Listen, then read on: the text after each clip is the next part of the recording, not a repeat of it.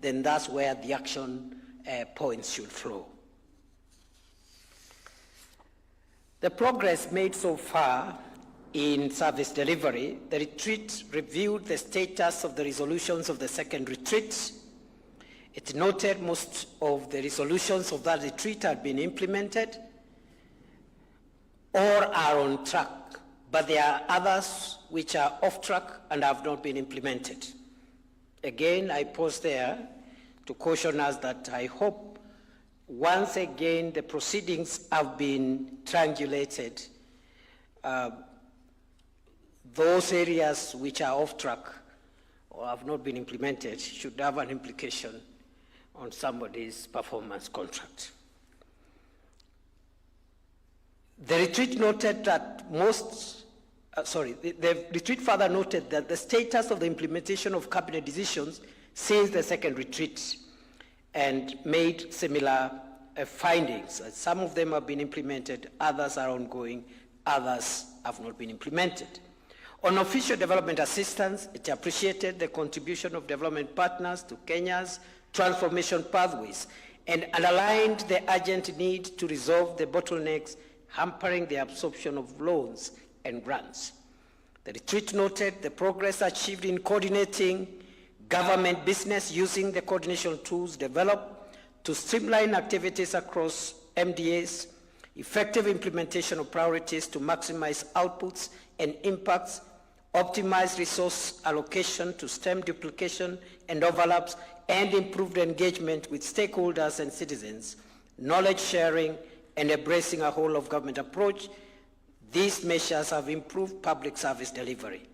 The retreat received a report of the midterm performance of the fifth administration, focusing on how the implementation of the bottom-up economic transformation agenda has stabilized the economy, enabling it to overcome structural challenges, persistent multiple shocks, and financial stress. It appreciated key achievements under each of the priorities of the bottom-up economic transformation agenda pillars. Under agriculture, the retreat acknowledged the impact of provision of subsidized fertilizer and connecting farmers through digital platforms in scaling up agricultural value chains, which have contributed to food security arising from increased output of major crops and higher income to farmers. Under affordable housing, the retreat noted the tremendous impact of the program in providing decent shelter, job creation, particularly for the youth, and stimulating the construction industry value chains through supply contracts, many of them or some of them reserved for micro and small enterprises. Under universal health coverage, the retreat appreciated the remarkable growth in the number of Kenyans who have voluntarily registered for the social health insurance, which scaled up to 23 million from 8 million under the defunct National Health Insurance Fund. Expanded access to primary health care and scaling up of community health promoters, training and deployment is contributing to the gradual transition from curative to the more affordable preventive health care. Under the digital superhighway and creative economy, the retreat noted enhanced citizen access to government services, e-commerce, and creative opportunities, enabled by expansion of fiber optic cable network. Onboarding of government services on the e-citizen digital platform has rapidly expanded the citizens' access to government services, cutting costs by stemming corruption and cumbersome processes, and remarkably increasing government revenue. Under the MSME economy, the retreat endorsed the significant gains achieved, including access to affordable credit by over 2 million micro, medium, and small enterprise traders and entrepreneurs who benefited from the Financial Inclusion Fund, which enabled borrowers to repair their creditworthiness and borrow regularly to finance their business activities, thus contributing to job creation, expansion of the tax base, and economic growth agenda.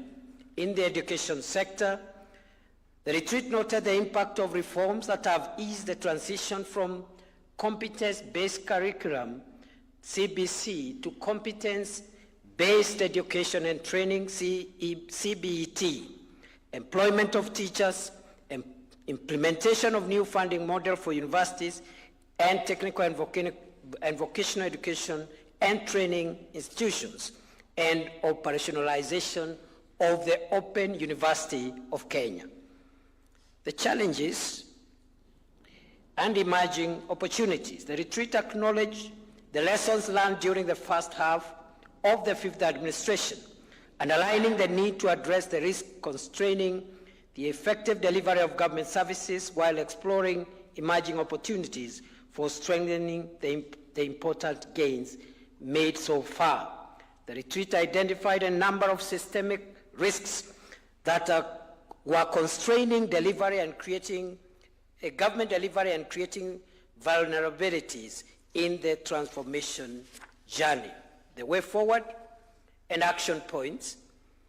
The retreat resolved to strengthen government service delivery in order to enhance the administration's delivery and deepen the confidence of the people in its ability to deliver on their needs and expectations through reimagining the strategic vision for stimulating economic growth and job creation, defining pathways for charting the way ahead through the whole of government approach, to maintaining high foreign exchange reserves by stimulating export growth and reducing non-essential.